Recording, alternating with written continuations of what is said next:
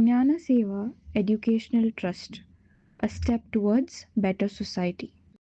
With reference to the government's methodology for calculating green credit for tree plantation, consider the following statements. Statement 1. Green credits are awarded immediately after the plantation of trees. Statement 2. A minimum of 60% canopy density is required for the issuance of green credits. Statement 3.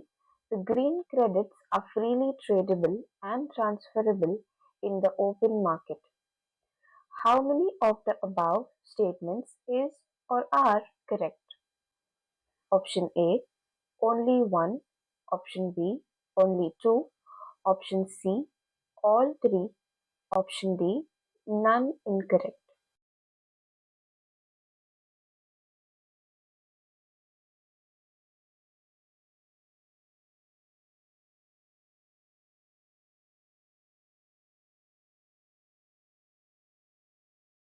Option D, none incorrect.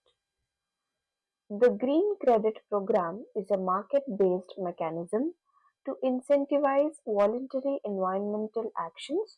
The methodology for tree plantation has specific features to ensure its effectiveness. Statement 1 is incorrect.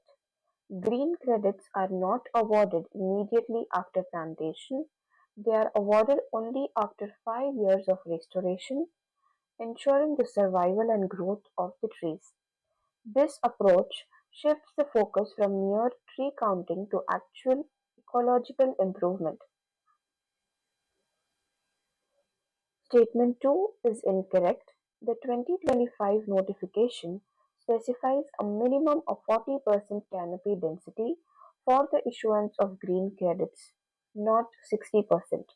This ensures that the afforestation efforts lead to a significant ecological impact. Statement 3 is incorrect. The green credits are non-tradable and non-transferable, with an exception for holding subsidiary companies. They can be exchanged only once for compensatory afforestation, CSR compliance, or project-linked obligations and are extinguished after use. This prevents speculation and ensures that the credits are used for their intended purpose.